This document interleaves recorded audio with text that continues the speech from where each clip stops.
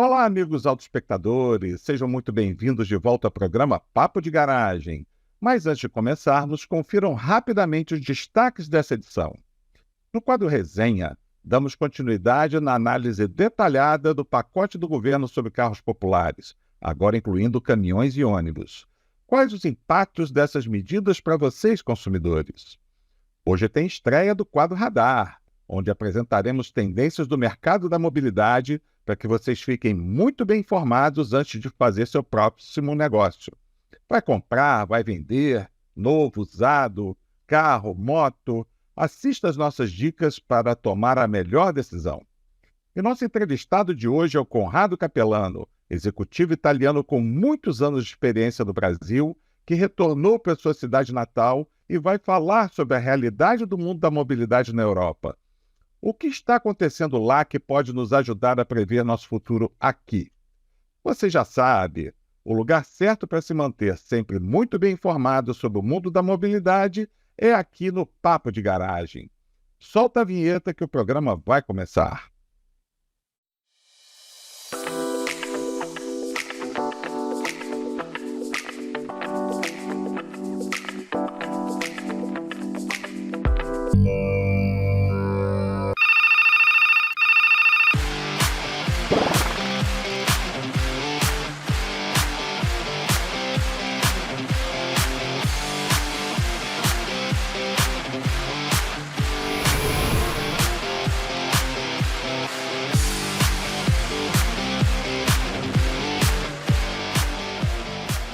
Agora sim! Olá, espectadores! Sejam muito bem-vindos ao programa Papo de Garagem. Não importa se você trabalha na indústria, ou é um consumidor de produtos e serviços de mobilidade, ou quem sabe alguém interessado em conhecer mais sobre temas como biocombustíveis, veículos elétricos, redução de emissões, não importa. É aqui no Papo de Garagem que vocês vão encontrar a informação qualificada e opinativa que precisam. Márcio, o programa de hoje está mais uma vez cheio de novidades e oportunidades de interação para os nossos autoespectadores, hein? Pois é, Bacelar, muito bom estar contigo aqui mais uma vez. Meus amigos papo espectadores, mais uma vez bem-vindos. É uma honra estar mais uma vez com vocês aqui para conversarmos sobre os assuntos mais quentes desse nosso mundo automotivo, não é mesmo, Bacelar? Sim, Márcio. E teremos na sequência a estreia do nosso quadro Radar, onde em parceria com a consultoria global Jato Dynamics, vamos receber o consultor Milad Calume, que vai apresentar tendências de mobilidade no Brasil e no mundo. Uma estreia muito quente, né, Bacelar? A participação de vocês é muito importante, gente. Queremos saber a opinião de vocês. Por favor, encaminhe sua sugestão pelo e-mail papodegaragem@autodata.com.br, que está aparecendo no nosso drone aqui embaixo. Nós teremos muitas atrações nesse nosso Papo de Garagem hoje, não é mesmo, Bacelar? Começando pelo nosso resenha, que nessa semana será quentíssimo, com os nossos comentários sobre a medida provisória 1175 e sobre o movimento da indústria automotiva brasileira no mês de maio, que foi apresentado agora na última semana, né? É isso mesmo, Márcio. Então vamos chamar a mensagem do nosso patrocinador master da Great Wall Motors do Brasil. Em 15 segundos estaremos de volta. Adeus, evolução. Olá, revolução. Com a marca de carros diferente de tudo que você já viu. GWM. Hello, tomorrow. A propósito, temos o prazer de dar as nossas boas-vindas ao nosso novo patrocinador, a Volvo Caminhões, Ônibus e Equipamentos de Construção. Nosso muito obrigado por acreditarem no programa Papo de Garagem.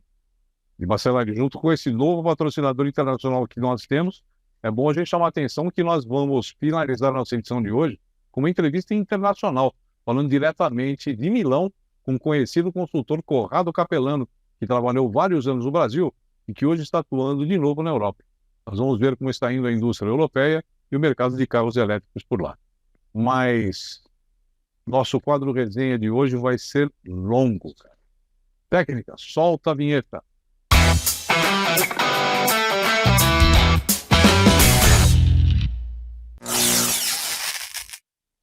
Meu amigo Bacelar, tivemos muitas coisas importantes que aconteceram, principalmente na semana passada, para analisar nessa resenha. As principais, eu acho, foram o anúncio da tão esperada medida provisória 1175, na tarde da segunda-feira, dia 5, e o balanço do resultado do setor automotivo relativo ao movimento no mês de maio, que foi apresentado pela Anfávia na quarta-feira, dia 7. Por onde você acha que devemos começar? Márcio, eu entendo que devemos começar pela MP 1175. Concordo contigo, então vamos lá, meu amigo. No final da tarde de segunda-feira, dia 5, o vice-presidente da República e ministro da Indústria e Comércio, Geraldo Alckmin, e o ministro da Fazenda, Fernando Haddad, juntos, anunciaram a tão aguardada medida provisória 1175, que estabeleceu os mecanismos de desconto patrocinados pelo governo na aquisição de veículos sustentáveis por pessoas físicas e jurídicas por valor ou por período determinado. As grandes surpresas do anúncio ficaram para o fato da inclusão no pacote dos caminhões e ônibus que, num primeiro momento, não estavam sendo mencionados, e pelo fato de que todo o bônus será compensado pelo retorno dos tributos federais cobrados sobre o diesel, que estava previsto para voltar somente em dezembro, e que terá uma antecipação de 50% em setembro. Técnica, vocês podem, por favor, colocar a primeira tela para que possamos explicar como vai funcionar esta medida 1175 que foi anunciada pelo governo? Marcelo, se você me permite, eu gostaria de abrir os comentários dessa primeira etapa da nossa resenha. Você sabe que, como um apaixonado radical pela indústria automobilística que eu sou, não faço parte do grupo que acha que o setor não deve ser protegido, tá? Eu entendo que o setor automotivo é puxador de desenvolvimento industrial, continua sendo o setor industrial mais importante do nosso país, é responsável por mais de 20% do PIB industrial do Brasil e responsável por mais de 1 milhão de empregos diretos e indiretos em toda a cadeia produtiva e comercial brasileira. Ou seja, é muito importante e deve ser visto como tal, no meu ponto de vista. Esta medida provisória, do jeito que foi colocada, ela foi forçada, tá? E, pelo menos no que se refere aos automóveis, não vai resolver o problema do setor. Todos estamos carecas de saber que o problema que temos hoje refere-se ao fato de que a população brasileira empobreceu e os veículos, mesmo os de entrada, ficaram muito caros em razão da tecnologia embarcada. Ou seja, veículos populares ficaram no passado e a população mais pobre não consegue mais ter acesso a nenhum tipo de veículo zero quilômetro no Brasil. Eu não sei como é que estão se comportando as montadoras aí no Rio de Janeiro, mas aqui em São Paulo, pelo menos, quase todas as marcas estão saindo com promoções bastante interessantes essa semana e quase todas elas estão dando descontos bastante razoáveis para atrair os consumidores aqui logo de cara, tá? Eu concordo com o Márcio de Lima Leite, presidente da Anfávia, que os recursos da medida de 500 milhões de reais vão se esgotar logo de cara no primeiro mês. A conta é muito simples. Nós vendemos 150 mil veículos em maio, 120 mil foram automóveis, mais ou menos. Destes, mais ou menos 100 mil abaixo do preço de 120 mil reais, todos passíveis, portanto, de algum tipo de bônus. Segundo os cálculos da Anfávia, o bônus médio vai ser de mais ou menos 5 mil reais. 100 mil vezes 5 mil reais é igual a 500 milhões de reais. Acabou o programa em um mês. Por outro lado, o mercado de caminhões realmente estava numa sinuca de bico, você sabe disso. Nos últimos meses, os estoques de caminhões de ônibus Euro 6 estavam crescendo de forma bastante preocupante, porque esses veículos estão 30% mais caros e parece que o mercado realmente não aceitou muito esses novos preços, tá? Este pacote, unindo a probabilidade de tirar de circulação os caminhões mais velhos, de mais de 20 anos, me pareceu bastante inteligente no seu formato. O que você acha a respeito disso? Bom, Márcio, assim, no que diz respeito a automóveis, esse novo pronunciamento trouxe algumas informações adicionais, você colocou várias delas, né? Porém, no meu ponto de vista, não necessariamente positivas, né? Vamos lá. Se, por um lado, estabeleceu um teto financeiro do programa de incentivos, por outro, confirmou uma vigência extremamente curta e, mais uma vez, não endereçou a real fonte do problema da queda de vendas, que a gente já sabe, você, inclusive, acabou de comentar também, nós falamos isso no programa anterior, que é o empobrecimento do brasileiro em geral, que não consegue arcar com mais despesas. Somente para ilustrar, segundo dados da Confederação Nacional do Comércio de Bens, Serviços e Turismo, divulgados agora, no último dia 6, a proporção de endividados com renda de 5 a 10 salários mínimos, ou seja, isso aí já não é baixa renda, né? Isso aí é nível médio, classe média. Ele subiu de 77,8% para 78%, ou seja, está encostando em 80%. Então, dá para observar claramente que o nível crítico de endividamento já chegou com força na classe média. Em outras palavras, esses incentivos, na melhor das hipóteses, você também comentou isso, vão resultar na venda de uns 100 mil carros, ou seja, 1/3 mais ou menos das expectativas de mercado antes do anúncio. Eu vou insistir na tese que eu mencionei no programa anterior, que a gente precisa de medidas estruturantes que recuperem a empregabilidade e a capacidade financeira dos nossos potenciais consumidores. Somente consumidores prósperos são capazes de adquirir bens, principalmente veículos, que mesmo com desconto máximo, continuarão com valores muito elevados para a grande maioria deles. Marcela, você sabe que durante boa parte da minha carreira eu vivi muito caminhão, né, cara? Eu entrei nessa indústria pela porta de caminhões, né, cara? Durante 27 anos quase eu vivi muito a indústria de caminhões. Eu tenho orgulho quase de falar que eu tenho diesel nas veias, né, cara? E durante essa minha experiência com caminhões, cara, eu conheci um negócio chamado Finame, que eu aprendi que era um instrumento muito importante de financiamento de caminhões, cara. O Finame financiava o grosso das vendas de caminhões no país, né? Por quê? Porque um caminhão, ele é um instrumento de trabalho, cara. Ele é um bem de produção, né? A gente não pode esquecer que o Brasil não tem... o caminhão é a grande forma de transporte que nós temos no Brasil, né? Nós não temos transporte por trilho, nós não temos transporte marítimo nem fluvial eficiente. Então, toda a nossa produção é transportada por caminhão. Então, o Finame, que era um instrumento de financiamento via BNDES, era uma forma eficiente de financiamento de frota aqui no Brasil, né? 75% da venda de caminhões do Brasil era financiado via Finame no BNDES. Nos últimos 4 anos, o Finame quase morreu no Brasil. Passou de 75% durante décadas para 25% no ano passado. Isso é um movimento que começou em 2018, foi morrendo e chegou a 25% no ano passado. Com essa dificuldade que a gente está tendo hoje, eu tenho a sensação que está na hora do BNDES talvez voltar ao mercado com uma linha de Finame mais importante. Eu queria deixar a sugestão aí para o governo, ok? Bom, vamos lá. Outro tema importante que tivemos na semana passada e que não podemos deixar de comentar é o balanço da performance da indústria automotiva no mês de maio, que apesar dos pesares e da demora do anúncio da medida provisória do governo que parou o mercado por vários dias, até que não foi de todo ruim. Vamos lá, técnica, vocês podem, por favor, colocar a primeira tela, por favor. A produção de veículos foi de 227.900 unidades em maio, volume 27,4% superior ao mês de abril e 10,7% superior ao mesmo mês do ano passado. Esse aumento em relação a abril é até fácil de ser explicado em razão dos 4 feriados que tivemos no mês passado. No acumulado do ano, alcançamos 942.800 veículos produzidos nos primeiros 5 meses do ano, 6,2% a mais do que no mesmo período do ano passado. Estamos um pouquinho abaixo do que conseguimos produzir em 2021.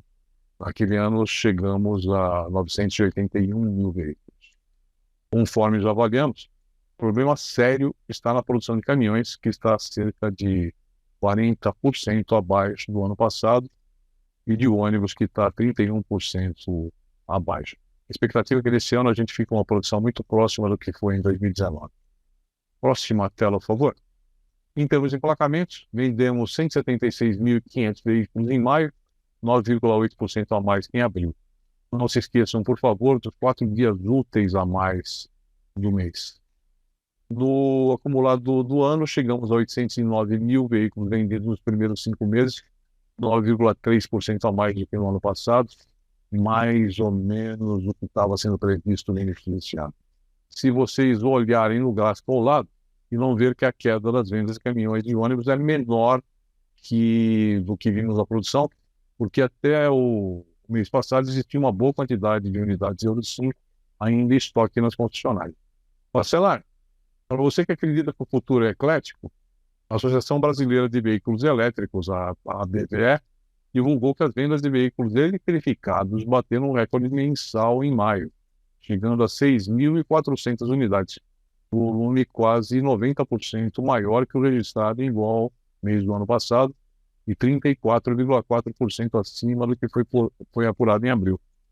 No acumulado do ano, o segmento acumulou 26 mil unidades vendidas, mais do que a metade registrada em todo o ano passado. Como que você avalia esse movimento até esse momento, tanto da indústria como dos híbridos? Porque eu entendo eletrificados como híbridos.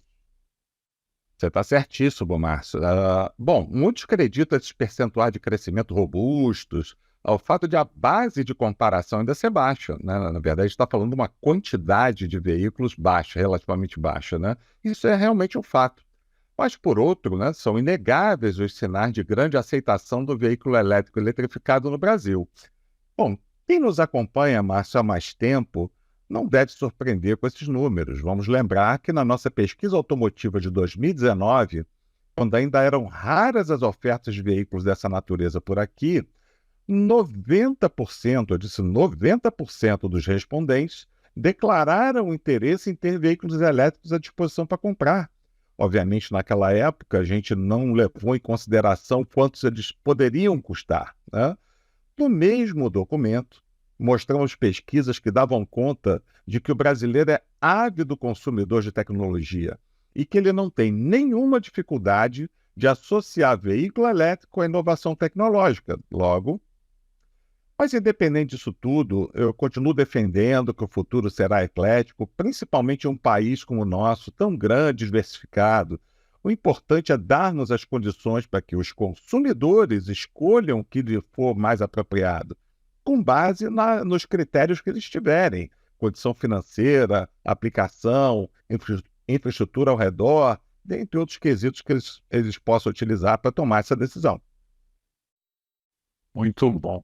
Bacelar, uma belíssima matéria feita pela minha amiga competente jornalista Cleide Silva, repórter especial do Estadão, que você conhece de longa data, ela já te entrevistou várias vezes.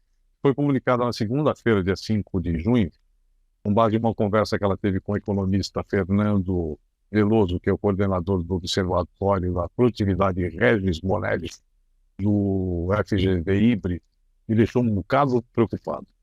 Segundo o Fernando disse para ela, nos últimos 27 anos, ou seja, desde 1996, a produtividade da indústria de transformação no Brasil caiu quase 1% ao ano em média.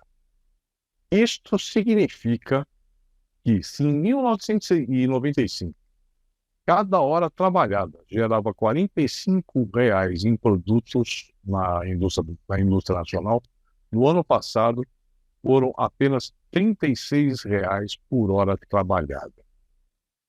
Segundo o Fernando, não há hoje nenhuma medida em discussão para reverter este quadro.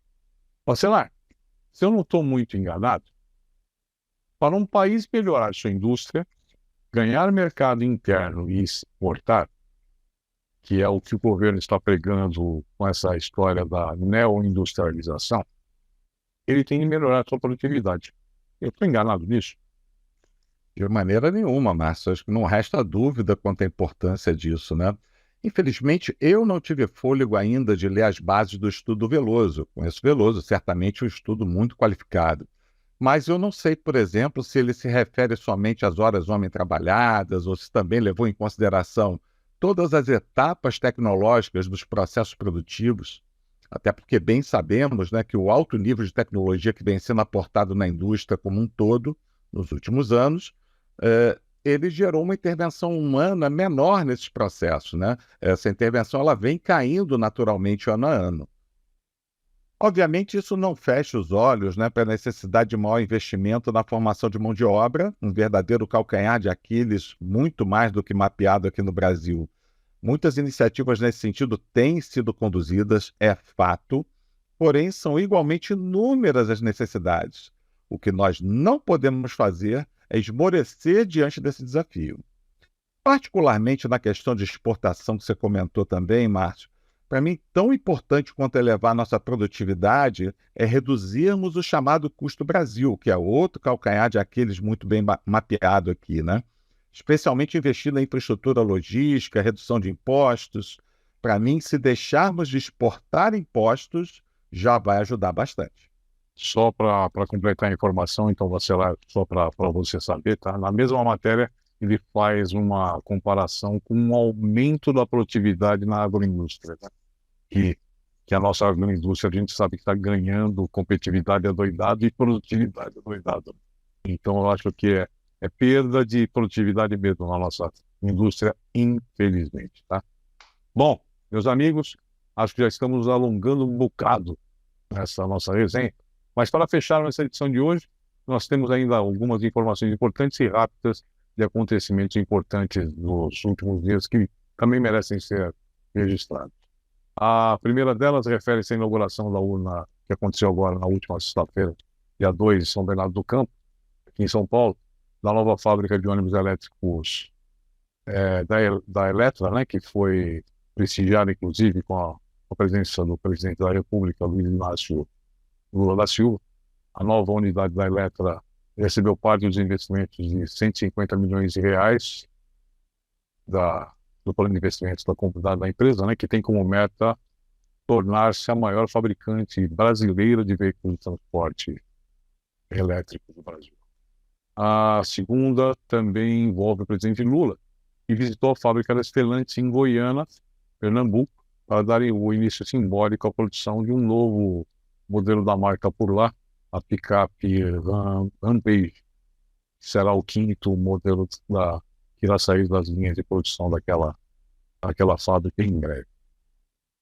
E a terceira e última nota dessa nossa edição refere-se ao fato de que o nosso parceiro GWM confirmou em um evento realizado pelo UOL, que um dos 10 modelos que pretende trazer para o Brasil nos próximos 3 anos poderá ser o hatchback elétrico compacto Ora, um veículo que foi apresentado recentemente na Europa e que inclusive já teve sua patente registrada aqui no Brasil. Vai ser um carro pequeno, mais ou menos ali do tamanho de um Peugeot 208 e totalmente elétrico, né? E que eles têm muita confiança que poderá fazer sucesso ali no mercado brasileiro, pelo que o Oswaldo colocou ali nesse seminário, tá?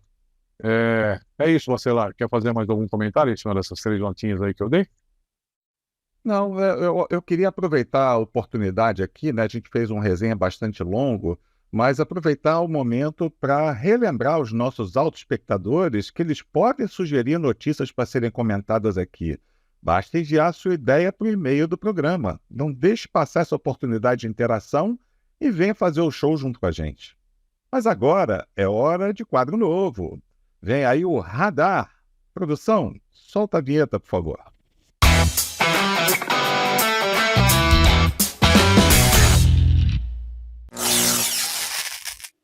Como explicamos anteriormente, o Radar é uma produção em parceria com a consultoria global Jato Dynamics, aqui representada pelo consultor Milad Kalumi, onde apresentaremos tendências do mercado da mobilidade para que vocês fiquem muito bem informados antes de fazer o seu próximo negócio.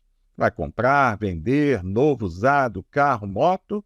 Assista nossas dicas para tomar a melhor decisão. Então, Milad, seja muito bem-vindo. Que notícias você traz para os nossos autoespectadores?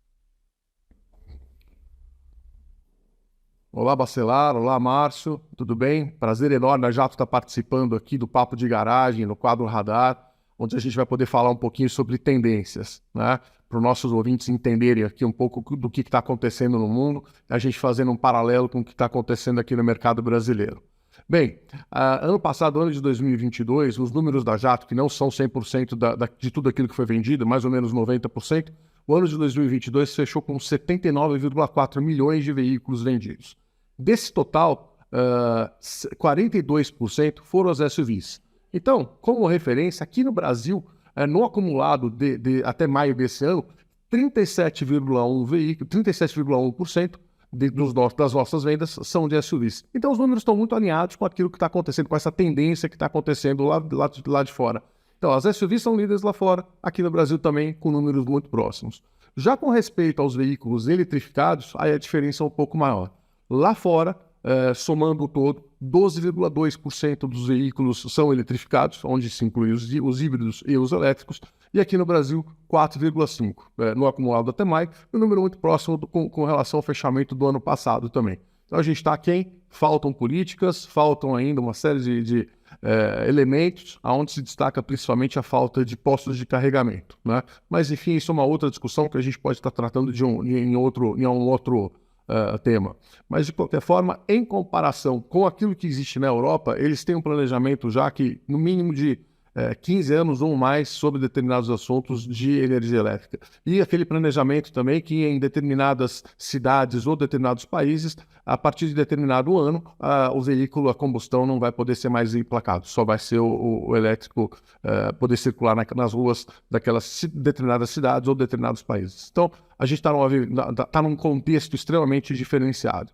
Bom, vamos mudar um pouquinho de assunto e falar sobre a indústria chinesa, né? Todo mundo tem aquele receio falando de indústria chinesa, pensando sobre qualidade. Eu acho que é bom a gente esquecer um pouco sobre esse tema, viu? A indústria chinesa tem uma parte da indústria com extrema qualidade e eu acho que os números aqui se mostram um pouquinho. 13% hoje da participação de mercado no Oriente Médio e na Europa Asiática são de veículos chineses. Aqui no Brasil, a participação dos chineses ainda está incipiente, 0,3%, mas com marcas de grande calibre por trás, então essa participação de mercado tende a crescer também de uma forma bem forte. Então é isso que a gente vai ver. Como última curiosidade também, eu acho que é importante, a gente tem nos top 10 mundiais de vendas, né? A gente tem quase todos os veículos aqui no mercado brasileiro, mas somente na 16ª, 17ª e 18ª posições, a gente tem três Toyotas, um Hilux, Corolla e o Corolla Cross se destacando aqui nas vendas. Então, é uma dissociação muito grande daquilo que a gente vê lá fora e aquilo que a gente vê aqui dentro. Nosso mercado são no mercado dos pequenos. É isso, pessoal. Um abraço, um prazer enorme aqui estar participando com vocês. Até a próxima. Então, o que acharam? Enviem suas críticas e sugestões para o nosso e-mail. Visitem o site da Jato, link na descrição abaixo, para conhecerem melhor o que eles podem oferecer a vocês. Meus amigos, Bacelar, estamos chegando ao grande momento esperado por todos nós, que é o nosso quadro de entrevista, né? Técnica, solta a vinheta.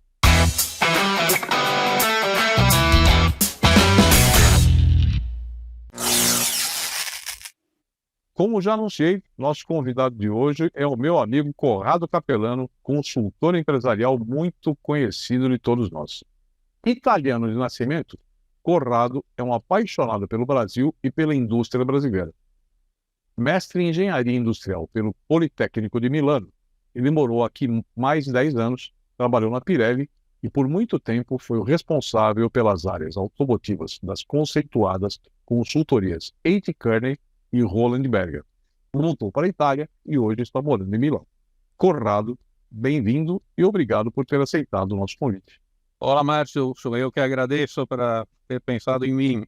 Estou aqui na Itália, no verão que está para começar aqui.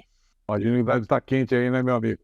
Mas, meu amigo, você chegou aqui no Brasil como executivo da Pirelli e por aqui ficou muito tempo trabalhando como principal responsável pelas áreas automotivas da A.T. Kearney e da Roland Berger. Foi nessa época que a gente se conheceu, inclusive. Se eu não me engano, inclusive, teus filhos nasceram aqui no Brasil nessa época.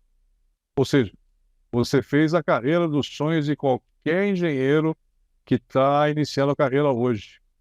Que conselho você daria hoje para um menino que está chegando ao mercado de trabalho aqui no Brasil?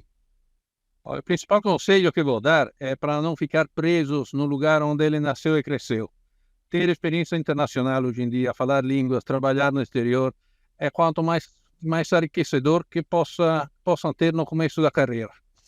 Aí te ajuda a abrir a cabeça, te ajuda a conhecer situações diferentes, a quebrar paradigmas que você sempre viu desde que você nasceu. Então, isso é uma experiência realmente super enriquecedora. Pô, Capelano, que prazer gigante ter você aqui com a gente. Olha, que incrível. Vamos tirar o máximo de proveito dessa tua experiência única aí, né? De ser o italiano, ter passado tanto tempo trabalhando aqui no Brasil, na indústria, voltando agora para a Europa, e a gente poder, né, fazer o uso dessa tua experiência para comparar a situação aí europeia com a situação brasileira.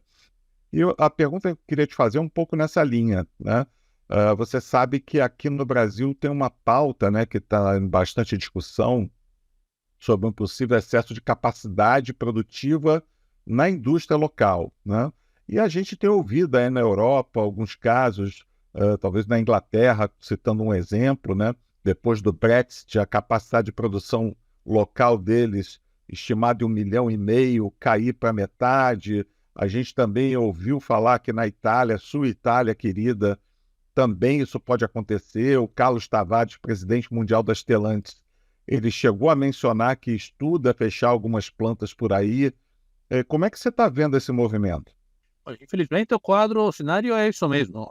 Estamos num mercado maduro, onde o carro não é mais um objeto de desejo, mas um meio de transporte. Então, por exemplo, tem muitos jovens que nem carro têm e nem querem ter carro. Alugam, pegam, tem vários esquemas de car sharing para pegar um carro num ponto da cidade e largar num outro. E nesse sentido, evidentemente, você acaba reduzindo muito a demanda de carro. Não tem mais a necessidade de ter um segundo carro nas famílias. Então, isso evidentemente impacta no curto e no médio prazo no mercado e na capacidade de produção que a gente precisa ter. Esse é o cenário que se vê bastante nos mercados maduros, principalmente na Europa, mas também já nos Estados Unidos acontece. Isso é muito triste, né, meu amigo? Essa indústria que a gente acompanha com tanto prazer ao longo da história, uma indústria importante no mundo inteiro e que está passando por essa transformação, né? Mas vamos passar agora para o carro elétrico, que também é um dos componentes dessa transformação, né? Existe muita discussão aqui no Brasil se a opção pela eletrificação ou hibridificação que a indústria local está fazendo não significa um atraso tecnológico muito grande em relação ao resto do mundo. Você que mora aí na Itália, que é um dos centros onde, em teoria, a tal da eletrificação está andando. O carro elétrico é realmente uma realidade que veio para ficar?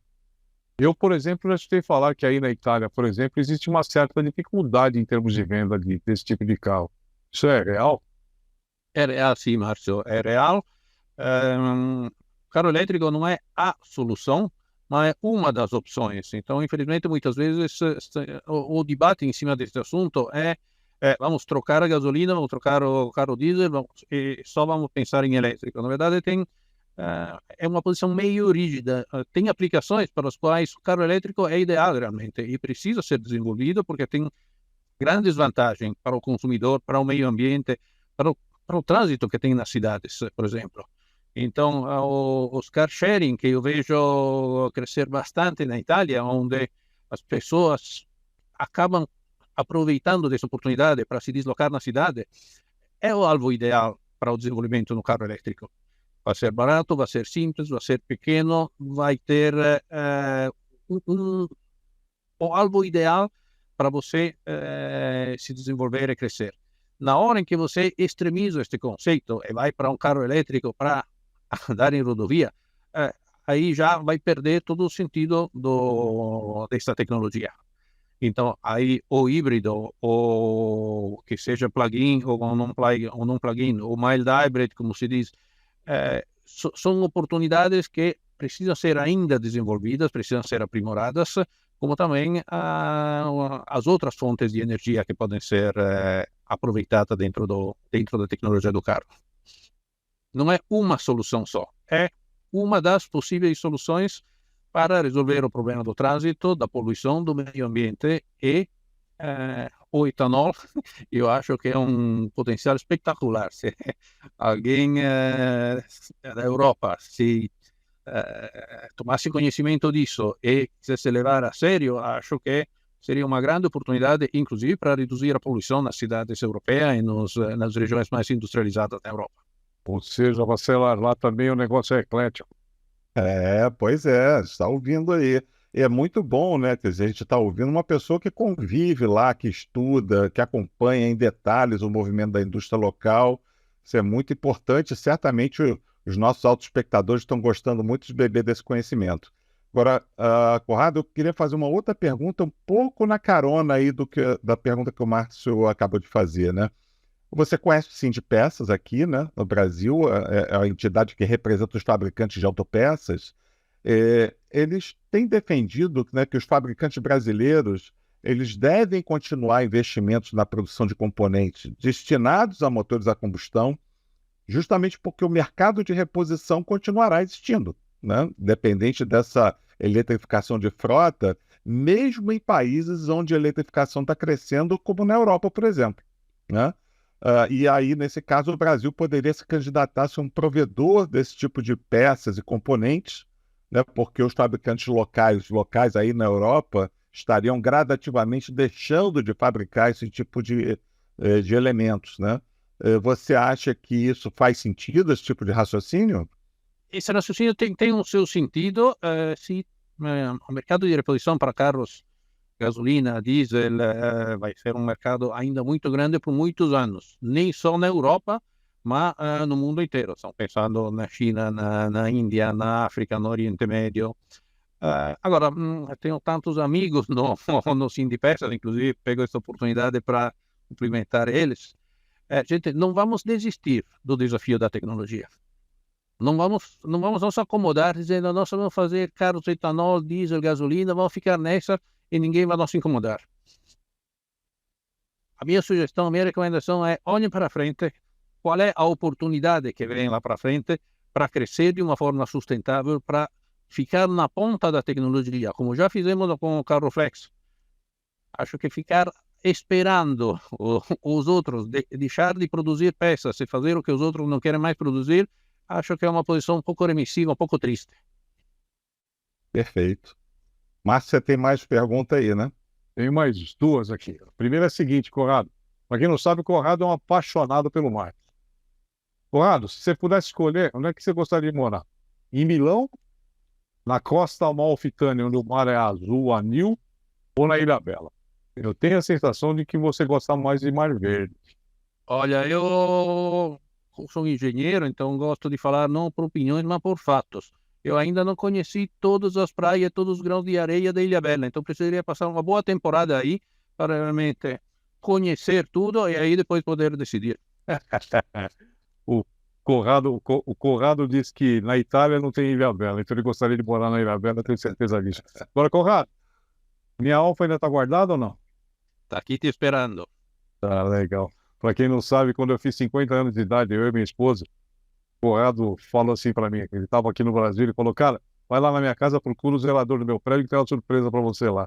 Cheguei lá, tinha a chave de uma Alfa conversível para eu ficar andando pela Itália, cara. Foi a maior sensação da minha vida, ficar passeando pela Itália a bordo de uma Alfinha conversível, que eu me senti o próprio James Bond andando pela Costa Amalfitânia a bordo de uma Alfa conversível. Foi lindo. Conrado, você é o meu irmão italiano, cara. Foi um prazer falar contigo. Você sabe que eu te amo de paixão. Obrigado, cara. Um abraço para você. Muito obrigado a você. Obrigado, Márcio. Obrigado, Bacelar. Conrado, a gente que agradece muito aí pela tua presença, pela disponibilidade do seu tempo, né? Tá falando com a gente. Tem certeza, nossos autoespectadores estão muito felizes aí de beber do seu conhecimento. Obrigado, obrigado, Conrado. Bacelar. Obrigado. Tchau a todos. Tchau, tchau.